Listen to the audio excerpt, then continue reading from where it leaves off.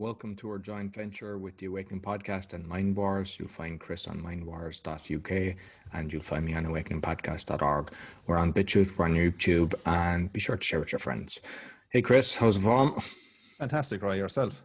I'm good, boy. I'm good. So I Good, know good. last week we talked about the airlines and different things with that, and I believe some 2-year-old child was causing trouble this week. Yeah. Well, it was, yeah. I guess the child wasn't causing the trouble, as the bloody people on the airline were causing the trouble. I mean, in that video obviously went viral around the world, but little 2-year-old baby sitting on his dad's lap there with his partner as well, and being asked to basically, can you make sure the child has the face nappy over her face. Well, didn't quite use those terms, but that's what he was referring to. Even the dad was trying to put it back on, leave it over. The child obviously was having none of it, like rightly so. And in right circumstances, the parents shouldn't have been even adopting that position anyway, regardless of what airline. People can't tell you what to do and what not to do with your own child. But long story short, they eventually got kicked off the plane, because even though the dad was willingly trying to put the napkin and stuff over the child's mouth, the child was having none of it, and in the outcome was that they didn't want, but they were going to be kicked off the plane, and that's what they did. So they had to actually depart and take off the plane, and apparently there was other people going to take their seats afterwards. So had they overbooked? I mean, there's lots of different analogies and stories going around at the moment, but have we really come to that now that because a 2-year-old wouldn't wear a face nappy on their face boarding a flight, that they were such a health risk to everyone else on the plane, and they literally got kicked off, and that was that. And that video went viral, and we can show it here ourselves for people to view it. Airline, South Avenue. And ladies and gentlemen, we're almost ready to go. So please put away your carry-on items, including your large electronic devices like laptops. We're gonna have to grab the belongings and that's good, but we gotta be getting away from this. Why? We're over here holding this mask on her face. I'm sorry, sir. I gave you another opportunity. I took that opportunity and I ran with it. You see this? I'm literally covering her face. I gotta, you guys do this all the time or what? Like, what? There's non-compliance yet. This is compliance. I'm literally holding it over my daughter's face. This is compliance right here. We just got kicked off the flight because our 2-year-old would not put on a mask, and they're sending all of our bags and Adeline's car seat to New York, and we're banned off of United forever because a 2-year-old would not put on a mask. Yeah, and I mean, I think a 2-year-old child knows that this isn't natural and wants to breathe properly, so the child was actually doing right by actually making sure it wasn't on its face. Yeah, geez, 100%. I mean, as we've said many, many times, it's like nobody, man, woman, or child should wear a mask. They're totally unnecessary. They're totally, their whole deletion of yourself, your sovereignty, your independence. It's like walking around the streets and people just shove it over their face as soon as they walk outside the door. And a lot of places, be it in England, I know some countries like yourself in Poland, another place, you pretty much as soon as you go outside the front door, you have to wear it. But places where you don't even have to wear it as you go outside the front door, people are adopting that already. So how easy is it for governments to control these situations when people are not even being asked to do mandatory situation, and now they're just putting it on anyway? So we're in sad times. It's it's a serious health impact to what you are. You're asking basically, are you asking me to do an act of self-harm to myself? Because that's what you're asking. There's no science backing up any of this crap they're saying about putting on masks to cause way more harm than any good, and that's been proven time and time again by thousands of doctors worldwide. So these people need to be called out, and pretty quick, because we need to just stop delaying anymore and just call these people out for what they are. And the fact that video went viral with those people, I believe it was United Airlines, and now they're saying afterwards that they'll take their situation into account, and they're going to talk to the family that got kicked off and see what they can do. But we'll see where that goes. Like, I know I've mentioned it before, but like you mentioned there that you have to wear the mask going out, and I know there's a few people saying don't wear the mask, don't comply. But the reality is, if you're on your own and there's two police officers coming at you, or you're in a place and they're against it. But what I started doing, it's like where it's forced on you. First of all, I have a funny mask, which is basically, that's my kind of, I never put it over my nose. And recently, anywhere I am, I'm just leaving it on my chin and nobody's saying anything to me. And I've noticed that there's so many people have it over their nose. So I think that's a strategy where it's enforced on you to make sure you don't cover your nose and breathe through your nose, so you're not actually breathing in the carbon dioxide. But what you do then is just put it on your chin and just see. And if everyone starts putting it on their chin, then you know, okay, yeah, he doesn't comply either. He knows that this is just, you're only putting it on your face because they're going to fine you, and you know they'll take it out of your account. And unfortunately, you know, you can fight as much as you want, but it's a way of overcoming it when you are forced to do it. Yeah, because it was interesting you were saying about Poland, because a lot of people listen and go, just still don't wear it because you're still sort of complying in a sense. And if you adopt it now, that in the new year, obviously things are going to be far, far worse, and they're going to be even harder to say no. But you're saying from your situation that the police in Poland, they can actually go in, well, those powers that be there say they can actually go in and freeze your own bank account. It's not just here's a fine of a couple of $100 dollars, say, or whatever the case is. They can actually go into your bank accounts and do a lot more than just an average fine, or you know, put you behind bars for 24 hours. In Poland, if there's anything, you know, like if you've got any fine or anything, they basically freeze your account and take it out of your account. So what would happen is they'd ask for your ID, and whether you comply or not. I mean, you can't, you know, like obviously the ideal scenario would be go to court and do this, but when you've got corrupt judges and everything, you know, thankfully we've got the situation in Portugal where they proved the PCR test. But you know, if you're going to be relying on the court system in Poland and fighting that, one, it'll take so long, but two, they normally take your money and then you have to try to fight to get your money back. So, you know, rather than getting yourself into that situation, it's just kind of do the bare minimum and just make sure you're not affecting your health in the process. Yeah, it's, you know, as I said to people, like for a long time, it's unfortunately, you know, the show has only just begun in 2020. They're gearing us up for 2021 and onwards. So it's not going to get easier or any easier as we go along, because remember back so many months ago, it feels like a long time now, 8-9 months or so ago, that you know, for 2-3 weeks just flattened the curve and everything will be okay again. We went from, you know, lockdown to release, from lockdown to back again, and now we know over the festive period that a lot of places are coming out and they're just going to say, yeah, you can have the turkey and that, but as soon as that's over, it's, you know, bye lads, your freedoms are being restricted again. So it's a long 2 weeks, Chris, isn't it? It's the longest 2 weeks of my life. Exactly. I mean, they don't want it to end. That's what I was saying to people. And people in the beginning were kind of going, well, if we just give up our freedoms now for just a couple of weeks, few months, let it blow over. And I can understand some people at the beginning, they didn't fully understand what was going on. So, but as time went on, I mean, the dogs in the street knows what's going on at this stage. I mean, there's so many holes in their whole scam of an agenda. It's literally hanging on by threads at the minute to see obviously where they can take humanity. And unfortunately, they've been doing a pretty good job of getting billions of people to comply. I mean, if you asked over 12 months ago, and you put this analogy in front of them, and you think people would actually comply to all this, it would have been the greatest conspiracy theory ever. People put out and said, no, billions of people would never ever do that. Well, there was the proof in the pudding a couple of months back, and still going on now. And we had Gates this week on CNN coming out and saying that you know, the next 4 to 6 months after Christmas will be the most horrifying yet, pretty much. More than 30 million people in California are right now under brand new stay-at-home orders as hospitals there risk being overwhelmed. There are a lot of governors who oppose bringing back these lockdown orders and forcing businesses to close. What do you think? Do you think more states need to consider taking that kind of drastic action and the kind of drastic action we saw when the pandemic first began, or can there be a more nuanced approach? Well, certainly mask wearing has essentially no downside. They're not expensive.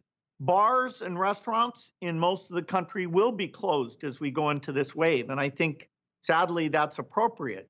Depending on how severe it is, the decision about schools is much more complicated because the benefits are pretty high. The amount of transmission is not the same as in restaurants and bars. So, trade-offs will have to be made. But the next 4 to 6 months really call on us to do our best, because we can see that this will end, and you don't want, somebody you love to be the last to die of coronavirus.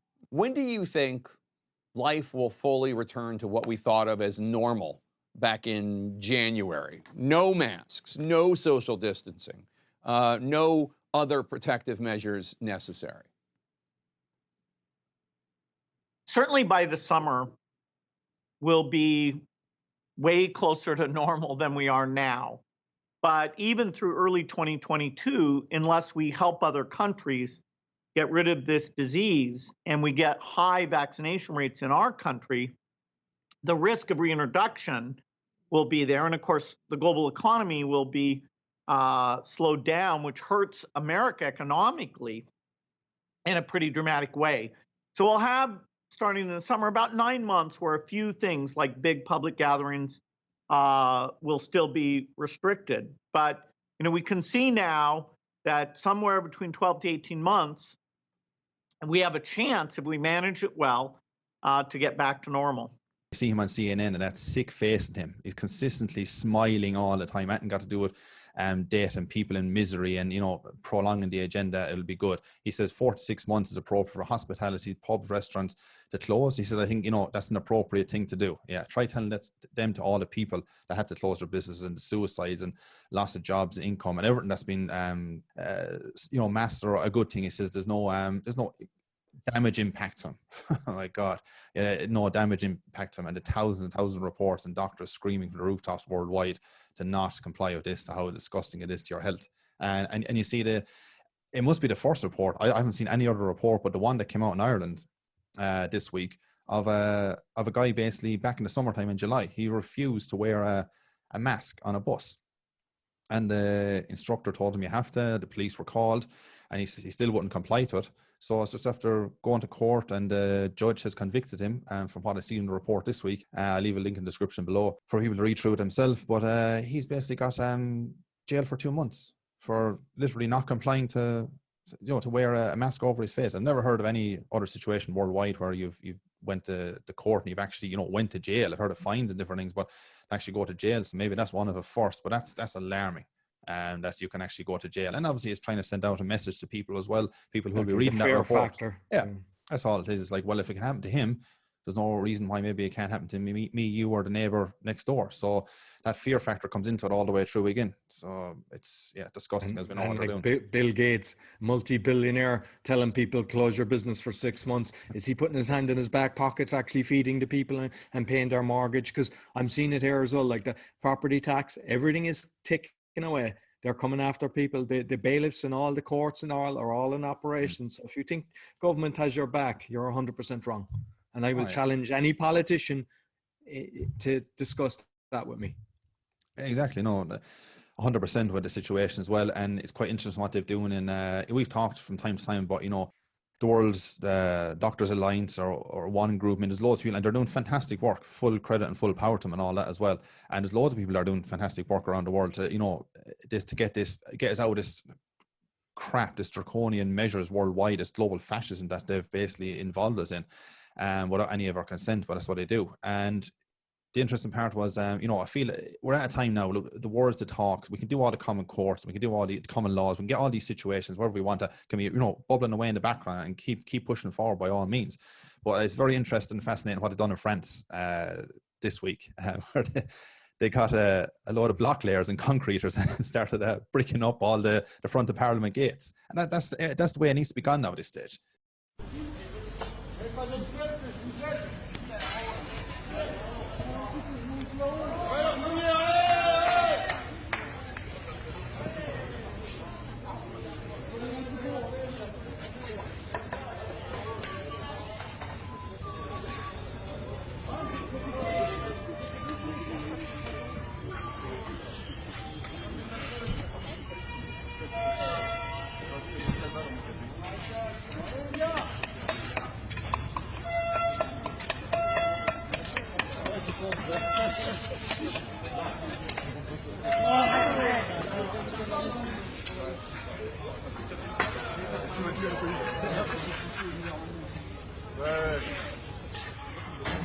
Allez les gars, moi je monte avec le traviole. Allez Doudou, mets ça comme il faut. Allez, je vais essayer de faire très vite. Allez papy, t'as jamais fait du béton? Non.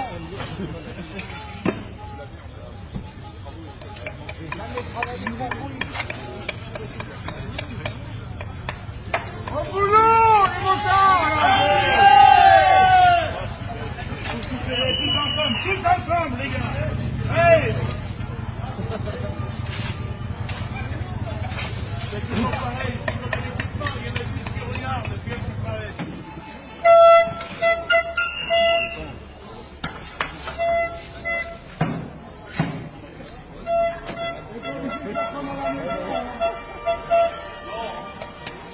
This is a war. They've caused enough grief and shit on our lives at this stage that, you know, the days of the words and being nice is gone now at this stage. If they want to basically comply with masks, inject themselves, do whatever they want to do, social distance all day long, we'll brick them up. They can stay inside in their parliament houses and do what they want all day long, or ship them out to an island somewhere and fucking leave them out there, all their social distance measures and whatever crap they want to infuse in themselves, because enough is enough. I said, this is a war. I was thinking more of sick. Elon Musk to speed up that process of going to Mars. Take Bill Gates and the rest of them with him, every politician around the world, and we'd be all, life returns to normal then. Exactly. Let him off. And fun you mention Elon, actually, because he's come out and said that he won't be taking any vaccine. He thinks the testing and the whole lot we briefly spoke a few weeks back is a scam, where he tested positive twice and negative twice on the same day. I mean, you know, the shit show just continues. Like, it's unbelievable. So he said he won't be taking it, and neither will the Chief Justice guy over in South Africa, which is great. And he's getting a bit of pushback at the moment. He's fully into his Christian faith. Regardless of that, anyway, he's considered the vaccine satanic, is what his phrasing and words was, that this vaccine is so sinister as satanic. And he's about the only person that's come out in that kind of power to say something with sense in a long, long time. And people should take heed of what he's saying, because it's very true in what he's saying. There is a sinister agenda to it. There's a satanic agenda in the background when you actually dig deep into the back end of all, where this machine basically is trying to drive us, these powers that be, the technocrats, so on and so on. And this is what it's fusing into. So delighted to see him come out during the week. But of course, you had people coming up saying that, isn't it an awful pity that some people in his power, of course, these are the people pushing the vaccines. Isn't it a pity that people like him and his power couldn't have done the opposite, to basically send out a good message about vaccines? How could you send out a good message about vaccines? And we're not talking about every vaccine in the past. We're just honing in this particular vaccine, this mRNA vaccine. It's a messenger RNA, at least going to change your DNA inside over time. I mean, why would you want to inject that and put that into your body? Like, when you're not getting any benefit out. They've already come out and they've said that, you know, by getting the vaccine, they've already been said that it doesn't, they don't know actually if it'll stop you from transmitting it, even if you got the COVID vaccine or not. So what am I actually taking the vaccine for? And plus, you still got to wear a mask. You still got to do all these the normal things you have to do. So it's like, and I'm still restricted to everything else. So what am I actually benefiting by getting the vaccine itself? And we don't know if it'll fully work either, is what they said. They don't know. This is, even by taking the vaccine, there is that slight possibility that you could get it afterwards. And we talked last week about, fertility rates. They've no idea how it's going to impact your side effect, death. We really want to get it done. Exactly, yeah. Once more we spoke about they've no liability. So the governments have granted. That's the question I'd like to know. Like, me and you have a fair idea, all right? But why have they granted, Ireland, England, places across the world, why are they granted immunity, no liability, but let it off to the public? And as we've seen during the week and last week, these very early trials that came out in England, and they come out in America now at the moment, where they have these resuscitate areas right beside where you get the vaccine itself. How dangerous is that? How sure are they of themselves that these vaccines are good and they're all fantastic and they're going to be this wonder drug that's going to get us back to normality? But they're not. Like Bill Gates, as it was just said, has come out and says it's going to be another 18 months or give or take. And they want this to continue and continue and continue. And here in England, what we call furlough over here, it's basically money the government are giving out for people, so allegedly are impacted by the COVID crisis and business has been disrupted and so on, giving people sort of pennies and crumbs there, just hang on. So it'll stop some of the pushback. There's an idea behind that as well. So it stops, because if you cut off the money supply as well, and government were not giving people money for the last X amount of months, people would quickly, all hell would break loose. So that's where they're drip drag into the new year. They've already said a couple of weeks back that it's going to continue until the end of March. Now they've come out yesterday and said they're going to give an extra month on top of that. So it's going to be end of April. So the way we're looking at it, it's going to be at least May. This is just now. We're not even hit Christmas week yet.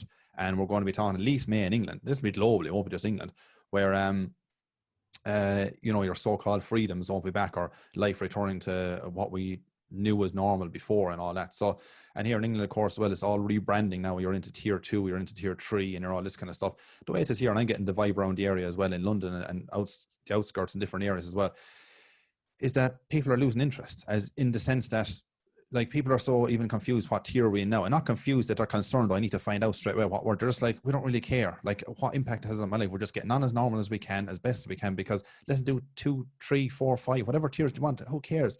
Like we said earlier, let them sit inside in Parliament and do whatever they want to. Let them be in the tiers all day long. We have enough of it. We're getting on with it. Like, and as they've said in England this week as well now, and they've put it forward to the WHO that they found, allegedly a new strain of the virus and all this kind of nonsense. Like, you found a new strain, you haven't even found the first strain first. What are you talking about? So now this is, it's mutating, and all the terminology come out. This is lead you into the new year now. Or we might have found a new part of it, one that's mutating. So the more measures will have to continue, and they'll keep finding stuff. And people will notice that since this started, when have your freedoms been brought back to you?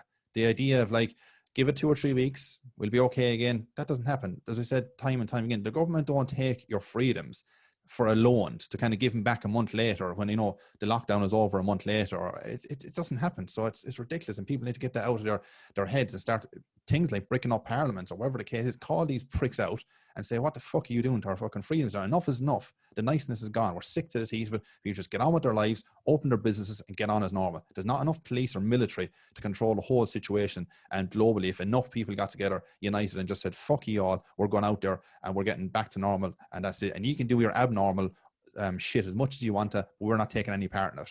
And no guy in a fucking dark suit sitting in Parliament or government, whatever country he's in, is going to dictate to me how many people I can have around the round table at Christmas. And then just for those couple of days, that 5-day period or so here in England, I think it's a bit longer in Ireland. And then after that, like, already telling us, actually in Ireland, in England, Wales, Scotland, they're already being told in areas that you're going back into lockdown pretty much days after. In Wales, I think they're the 28th or 26th, and Northern Ireland are going into a 6-week lockdown from, I think it's about the 26th of December onwards. So yeah, happy Christmas to y'all. And Holland has just went into a month of a lockdown.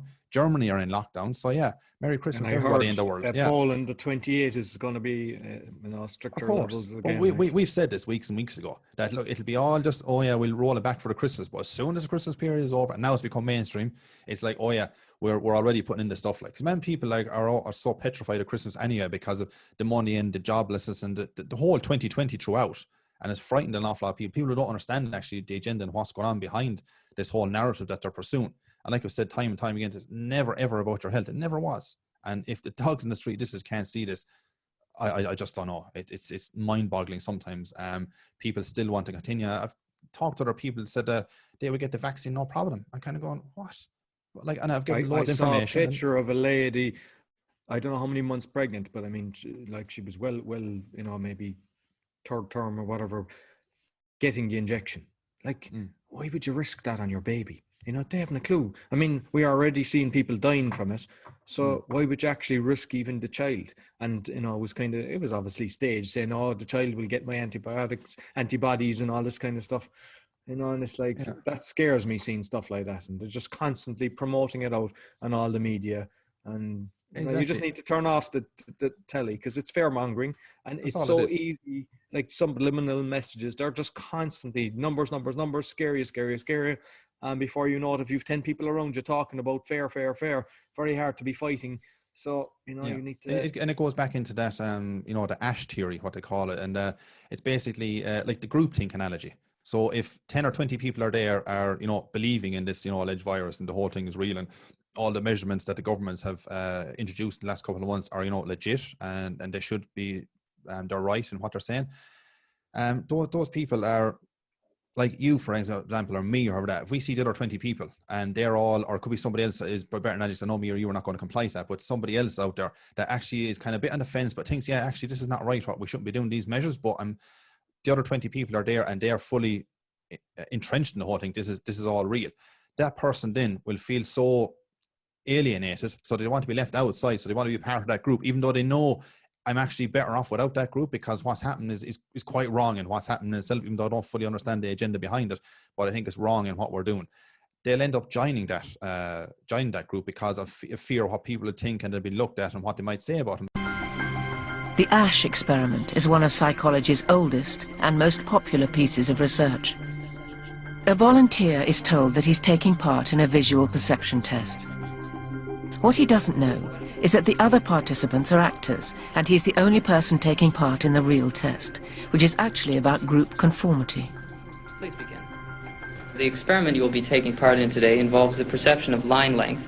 Your task will be simply to look at the line here on the left and indicate which of the 3 lines on the right is equal to it in length. So, for example, if you... The actors have been told to match the wrong lines. The volunteer will be monitored to see if he gives the correct answer or if he goes along with the opinion of the group and gives the wrong answer. In the first test, the correct answer is 2. 1. 1. 1.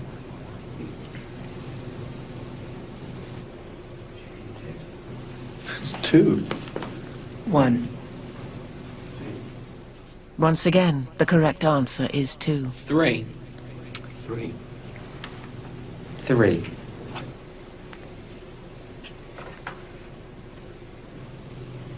3. 3. The Ash experiment has been repeated many times, and the results have been supported again and again. We will conform to the group. Again, we're very social creatures. We're very much aware of what the people around us think. We want to be liked. We don't want to be seen to rock the boat, so we will go along with the group. Even if we don't believe what people are saying, we'll still go along. Group dynamics is one of the most powerful forces in human psychology. That's what I say to people as well. People is like, if you know there's something so wrong, be it nurses and doctors and people in positions of power that know the situation is going on, speak out now. Like, your license might be taken, this might be taken. Trust me, if you don't speak out now, like, you've seen nothing yet. 2021 is going to be far, far worse. And I hate saying that. It's like a fearmonger tactic, but the evidence is there. There's so much stuff that's there that it will be far worse than 2020. I said, they're telling us these things. And I mean, just briefly there, the start of the week, you know, all of a sudden the YouTube went down, was it your Gmail went down, Google went down, all these areas were now owned by the same people, of course, but they all went down for, you know, X amount of hours here on Monday. And if anybody knows about the cyber attack that's coming, I mean, you have the guy, Klaus Schwab, the founder of the World Economic Forum. He's been saying for months now. So it's not, he's been saying for, I shouldn't say months, he's been saying for a long, long time, but there's actually a nice article of him actually caught on camera of him saying it himself. And he actually goes in to say that, you know, coronavirus and COVID-19 situation, he says his words were, he just determines it as a little disturbance. That's what he thinks of the COVID-19 situation. But he said it'll be nothing like the actual global cyber attack that will be underway, and it's going to basically wipe out any coronavirus situation in the sense of how dramatic and how big of an impact the cyber attack will be. And my personal opinion was that was a beta test Monday that just happened. And I'll show people here Klaus Schwab saying it in his own words. We all know, but still pay insufficient attention to the frightening scenario of a comprehensive cyber attack, which would bring to a complete halt to the power supply, transportation, hospital services, our society as a whole. The COVID-19 crisis would be seen in this respect as a small disturbance in comparison to a major cyber attack. To use the COVID-19 crisis as a timely opportunity to reflect on the lessons the cybersecurity community can draw and improve our preparedness for a potential cyber pandemic. So I see your buddy Tedros, because I know that you've done a lot of YouTube videos that have been taken down and you're really exposing him. So you've a bet on him this week. Yeah, I mean, there's no point in me getting back into all the stuff. There's so much stuff I've done him in the past in all different various videos and stuff. But surprise, surprise, it's coming mainstream. The stuff I've been talking about Tedros, the Director General of the World Health Organization. Now they're trying to do him for genocide this week. I'll leave a link in the description below for people to read it. Am I surprised? No, probably other people are, because now it's coming even more mainstream. The stuff I've been talking about for quite a while, I can't see it, I can't find it. What are you talking about? He's this fantastic leader in health and so on and so on. The guy that was, you know, never a doctor. He knows nothing about medical. But sticking to the genocide part, just like Bill Gates. Yeah, just like Bill Gates, of course. Yeah. Two great buddies of each other. And that party that I often talked about, the TPLF party over in Ethiopia, that, you know, he was massive part of that, Tedros Adhanom, and with genocide and all the stuff done to people. And I won't go into what he's done to people in this episode because they'll be here forever doing it. But yeah, it's a good article that they're actually bringing it mainstream now at the moment, and see can they do for crimes against humanity, genocide, the list goes on and on and on. Well, Chris, it can't get any worse, can it? Yeah, just when we thought it can't get any worse, between, you know, the so-called COVID scam, now the cyber attack, which is going to be far greater, and on top of that, which has been going on for decades anyway, is a whole you know, global climate emergency that's been all doctored up by the United Nations decades ago, as you can see in Agenda 21. So this is another situation, and he's that UN secretary now, of course, is calling on all countries worldwide that we have a crisis on again. So we're not even out of one alleged crisis. The cyber is on the way, and now the climate emergency, that, you know, man-made global warming hoax is another crisis on the way again. All when people go into the core and go into the very, very backbone of all these situations that we're talking about, be the cyber attack, especially the United Nations, which are owned and created by the Rockefellers, of course, and they're the very same people pulling the strings in the background time and time again. But you have to search deep enough to find that's there. They're behind the climate agenda, and they're also behind the one that we're currently going under at the moment, that global fascism known as COVID-19. But of course, in the new year, it'll turn into COVID-21, and it'll stay going on and on and on. So that's. And like, for those that find, you know, the climate change, you say it's a hoax, I say it's a hoax, and they're going, no, because you've been brainwashed for the last 10 years. If you look at Time magazine, have a look at the articles. There was global cooling first, then there was global warming. Then, because they were wrong with that, they became climate change. And I remember seeing a guy, he was a meteorologist, the guy that studies the weather for 50 years, was in the Senate, and he was basically being doing like a presentation as well as being grilled by the senators. And he was showing all the figures, and I can actually send you the link for that. And basically, he was showing that NASA and all of them doctored the figures to make it look like climate change. Yeah. Well, there've been all And, that. you know, there's people saying the polar bears are dying. It's actually, that's incorrect as well. They're actually increasing. So we're being fed information, and unfortunately, because it's on the news and it's on the radio and it's in the newspaper, and then your friends are talking about it, people start believing it. You hear something enough times, you start believing it. And what I say is, whether it's the climate change, whether it's the cyber attacks, whether it's the lockdown, start doing your own research and do not believe any of these people, because it all leads back to the same people, not just Bill Gates. There's a few of them, the Rothschilds, the Rockefellers. It all leads back to the same people the whole time. Don't fall for it.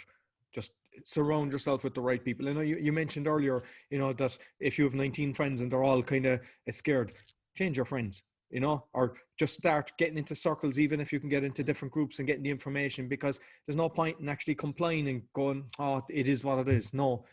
As you said, people need to stand up to go out. We need nurses to stand up and get out. We need to get the army. We need the military. Your children are actually going to be affected. So you need to actually stand up. We need more whistleblowers, even if you do it on the quiet. If you just get the information out there, that's still good. Don't be ashamed of something that you have done in the past, because you can change. You know, you don't have to be tortured for something. If you're coming out and helping humanity, yeah, if you've done something wrong, okay, we accept that. That's going on. There's millions that have done that. You need to make a change, because there is no future unless you start doing that. Exactly. And these parasites that are in power, they know exactly what's going on. Globally, I mean, it's the most horrendous crime ever perpetrated on mankind that I've ever come across. And I knew something like this would happen, but did I know it happened this early or this year? No, I didn't. Or this fast. This fast. I mean, yeah. I mean, it's always going back through decades that something big had to happen. They've been talking this for many, many years. But this fast and in this particular timing, I didn't think it would happen this quick. We ramped up as quick. But now, obviously, we can see through the whole thing. We could see at the very early stages of this as well. And it was all about the vaccine, of course, is one of the main key areas that they wanted always. It wasn't about flatten the curve or sit at home or all this kind of stuff as well. It's the vaccine was one of the key analogies of the whole system moving forward, what they want you. It'll be life altering, that vaccine. So definitely wouldn't be going near one of those vaccines anytime soon, and I wouldn't advise anybody to go near them. So it's just run by criminals in the background. You're trusting a criminal organizations to roll up your arms and get a needle into for something that, you know, hasn't even been proven to exist. It's never been isolated, never been purified, it's never done a coach postulate test. So how could any of these things add up? But yet, if you don't have the illness, but yet they have a vaccine for the alleged illness, look, nothing adds up at this stage. And people need to question it quicker, sooner than later. Because some people say, well, I can't say no. I can't. Well, I just say, if you can't say no, and they say, well, what are the consequences? I can say, well, what are the consequences of not saying no now or later to come? Because if you can't say no now, the consequences, say, further down the road into 2021 are going to be far greater than what they are now. And people, unfortunately, still can't see the forest from the trees. But we'll stay moving onwards and upwards and trying to get the information out there. That's all we can kind of do as it is. And people will listen. Some people won't listen. As we said, ignorance is a choice. You simply can't wake up everybody. People stick their head in the sand. The storm is coming by. Just because you stick your head in the sand doesn't mean you're going to miss it. You're still going to get swiped up into the air. But if you actually Bill Gates will come along and jab you into the arse with a... Exactly. Or yeah. But if you actually take your head out of the sand for the last couple of minutes, you actually have a chance of evading it somewhere. So that's all I'm going to say on this podcast for this week. Anyway, and we can there's plenty of information coming through at the moment. There's loads of stuff about the food shortages and everything we can maybe go into next week. What I'd actually like to go into next week, because I know we've discussed it ourselves, is about the things like Alexa and different things like that. Because especially with the cyber attacks, I think people don't realize, and the phones, what different things that the information they've got. So I think we might delve a bit into that next week, and it's one to tune into as well. So that there's lots of we'll tell you a few things that will scare you, but knowledge is power. Exactly, and numbers were far greater. Yeah. Listen, Chris, as always, it's been fantastic. Thank you very much. Same as, right. We'll talk to you again next week. So you'll find Chris on mindwars.uk. I'm on awakeningpodcast.org. We're on BitChute, we're on YouTube. Please share with your friends, share with 3, share with 5 on WhatsApp or Telegram or any of these things, because it all helps. We're being shadow banned, so we need your help to get the message out. Until next week, take care. See you then.